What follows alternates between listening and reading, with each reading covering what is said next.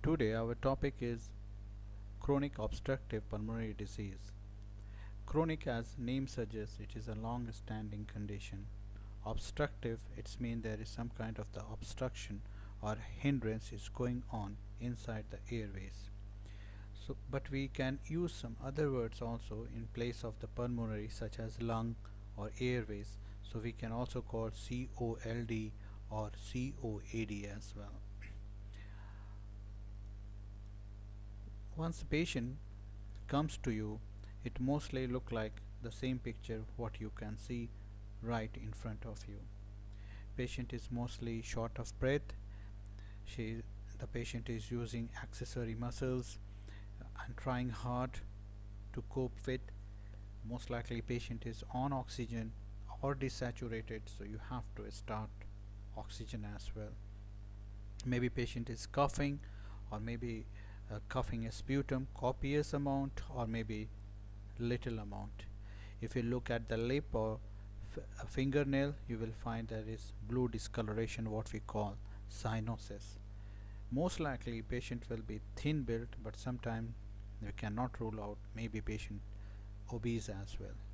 There can be also swelling in the leg, and also you can find that patient is having lack of energy. When you will examine the patient, you can find out that there can be a tracheal tug, and also you will find that the patient's chest expansion is reduced, maybe barrel shaped chest. When you percuss, the percussion note will be resonant. When you will auscultate the patient, you will may find wheeze or crackles. So these are the all findings, and many other findings as well you can find, such as if you examine the patient, there can be also tar staining in the finger also. So those are the other findings also you can get.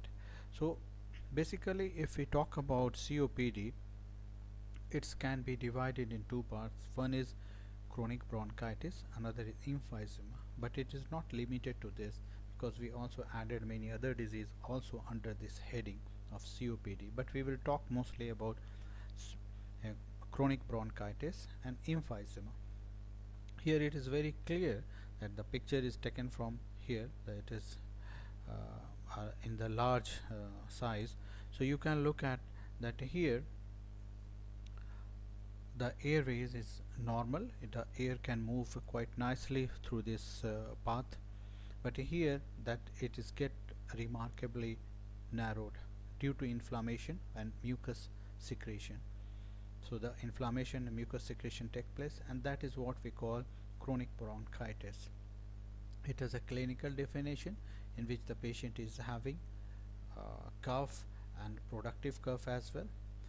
And when we look at the emphysema, there is a different story. Here the alveoli, that is the smallest part of the lung, it's get distracted. So this you can find, it is a healthy one, it is distorted, distracted. So it will, in grossly it will be large, but if you will look inside, the surface area is reduced. Here there is a more surface area, so there is more perfusion is taking place, so oxygen and carbon dioxide can come across easily, right? So these are the things you can also note here, that inflammation and excess sputum is the key process which is going on in the bronchitis, and here the destruction of the air sac is taking place. Here the reason of destruction, that the trapping of the air is taking place inside the alveoli, that is causing the destruction of alveoli and also the trapping of the air. Okay, so here you can see in the X-ray as well that there is remarkable trapping, and that lead to more air inside your lungs. It will be more darker, bigger in the size, but if you talk about the exchange of the oxygen or carbon dioxide, it is opposite, is not happening well. So when you will take the X-ray, it is hyperinflated and dark shadow will be there. Okay, so this as the basically definition we already talk about, that there is a destruction of the destruction distal to terminal bronchioles take place, and that is causing the whole problem here. And in the bronchitis, it is at least 3 months of cough and at least 2 consecutive year.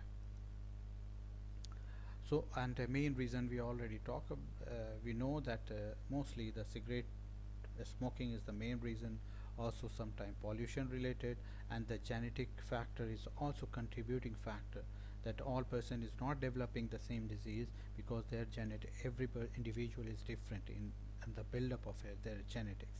But if we talk about some other reason that are very rare, such as alpha 1 trypsin deficiency and some other things, so that are not our topic today. We are not discussing that. Let us a little bit talk about what is PO2, SpO2, FiO2. That is very commonly used term. So what is the oxygen pressure inside the plasma, that is we call PO2. Okay, so that is the pressure of the oxygen inside the plasma, right? If we talk about SpO2, it is the oxygen which is binded by hemoglobin. So this PO2 we checked through the blood gas analysis, right? We will do blood gas analysis and find out that what is PO2 value. SpO2 pulse oximetry, that is quite low price and it is available very easily, so we look at the SpO2 there. FiO2 is the fraction of oxygen so which we are giving to the patient. If we talk about us, we are breathing at 21% of FiO2, but once we are increasing the amount of oxygen to the patient, like 1 liter, 2 liter, 3 liter or 5 liter, this FiO2 level goes up. It is not 21 because we are giving more oxygen, so it may become 30, 40, 50. So like this is the basic concept of PO2, SpO2 and FiO2.